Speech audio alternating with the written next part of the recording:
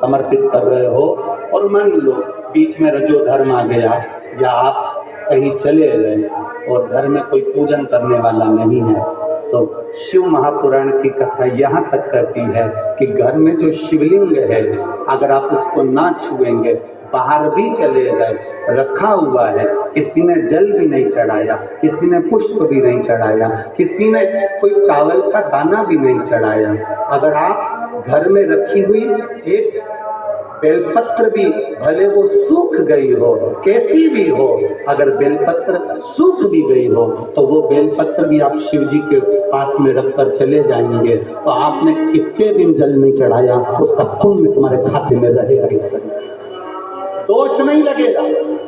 एक बेलपत्र में वो फल होता है, एक बेलपत्र में वो बल होता है कि गंगा के जल के बराबर, सरयू के जल के बराबर, कावेरी, छिपरा, नर्मदा के जल के बराबर बेलपत्री मात्र शिव के करीब में रखी रहती है, तो वो जल के बराबर ही रखी रहती है कि रोज आप जल चढ़ा रहे हैं शिव जी।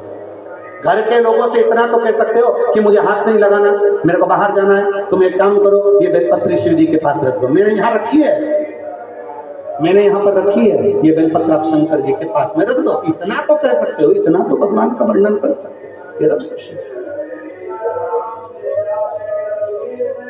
एक बेलपत्र शिव को समर्पित।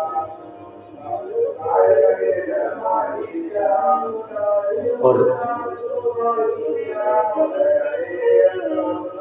10 दिन हो गए, 8 दिन हो गए, 15 दिन हो गए, 20 दिन हो गए, कोई बात नहीं, दुखी मत होना, शिव तुम्हारे हैं और तुम शिव के, भटकना नहीं है, भटकना नहीं, तुम शिव के हो, शिव तुम्हारे। हाँ, ये जरूर है, घर से जब जाओ तो शिवलिंग तुम्हारे घर में जो पारत का, नर्मदा का, कंकर शंकर जो रखा हुआ है, जो शिवलिंग है, उसको कह कर जाना, बाबा तेरा घर है, तुझे संभालना है, हम भी तेरे हैं, तेरे भरोसे पर जा रहे हैं, तेरे भरोसे पर वापिस आएंगे, ऐसी कृपा करना, जिस कार्य के लिए जा रहे हैं वो कार्य तू साथ चल और उसको सफल कर दे, ये भरोसा। ना जाने कौन ने तुमको अकल दे दी, ना जाने कौन ने तुमको ऐसी बुद्धि दे दी कि भगवान को डलिया में लेकर जहां जाओ भगवान को डलिया में लेकर जाओ, ये कौन ने अकल दी, ये कौन ने बुद्धि दी तुमको? कौन ने कहा तुमसे कि तुम भगवान को डलिया में बिठाकर उनके धक्के खिलाओ? ना जाने कौन नारी कैसी, ना जाने कौन पुरुष कैसा, तुम्हारे हाथ झूठे हो रहे हैं, पात्र झूठे हो रहे हैं, ये अकल दी कौन ने तुमको कि इनको साथ में ले लेकर घूमो? ना, वो घर का सेठ है, घर का मालिक है, तुम कहीं पर भी जाओ संभालना उसकी जवाबदारी है।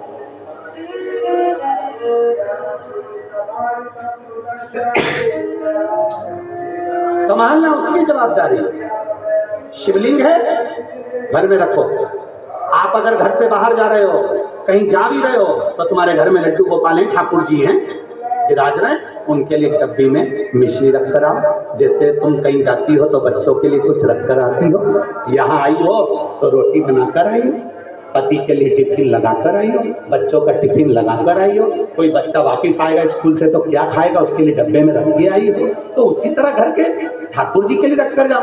मिश्री डब्बी में भर कर रखो, सामग्री रखो, थोड़ा झारी जी भर दो, जल भर दो, जल रख दो उनके पास में कि मैं लेट हो जाऊं तो तुम पानी।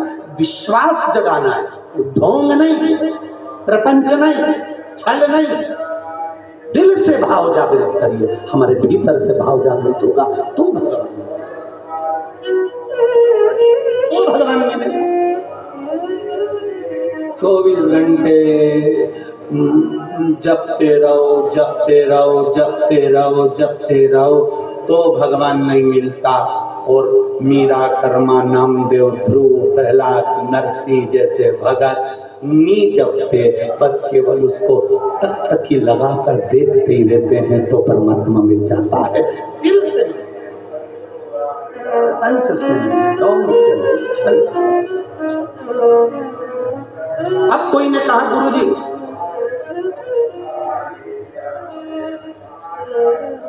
शंकर भगवान का स्मरण करना, घर में जो शिवलिंग है उसकी पूजन करना, कोई कहता है कि घर में शिवलिंग नहीं रखना चाहिए, तो जो कहता है उसको एक बार शिव महापुराण अच्छे से पढ़ लेना चाहिए।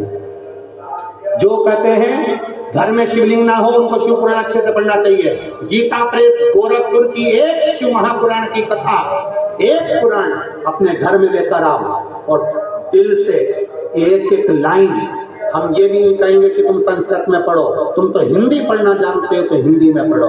धीरे धीरे एक एक लाइन को पढ़ना, समझना कि हमारी पुराण क्या कह रही है, इस पुराण के अंदर क्या क्या लिखा है, क्या हमको समझना पड़ेगा। कहीं श्योर वाला महाराज झूठ तो नहीं बोल रहा व्यासपीठ पे बैठकर। एक एक चीज पढ़ो।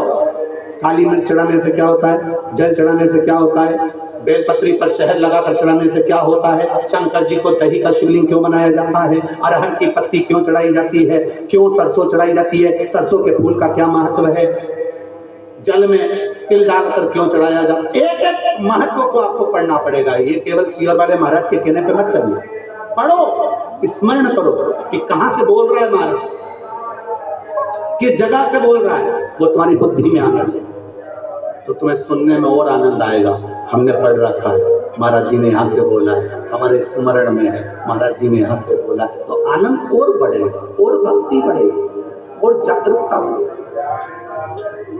हर कोई कह देता है तुमसे क्यों जा रहे हो शिव मंदिर, शंकर जी को जल चढ़ाने से कुछ नहीं होगा, ये पत्र लिखा, अगर पत्र कहीं नहीं गया होगा।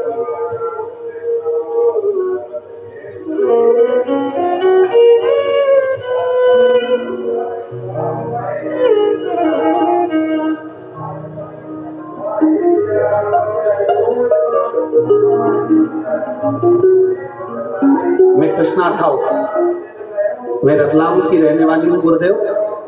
कहीं बैठी हो कृष्णा राव रतलाम से, तो हाथ हिलाइएगा। कृष्णा राव रतलाम, कहीं बैठी हो तो हाथ हिलाइएगा। आप ही हैं? कहीं बैठी हो? कृष्णा राव रतलाम, अच्छा इधर है, हाथ हिला दो। जो बच्चा बच गया वो आया है साथ में, यही है? अच्छा, एक बार इस बच्चे को दिखा देना टीवी पर। मैं कृष्णा राव, गुरुजी मैं इंदौर गई, वहाँ संकटी सोमवार का उद्यापन था। मेरी भाभी ने 21 नवंबर 2022 को किया था।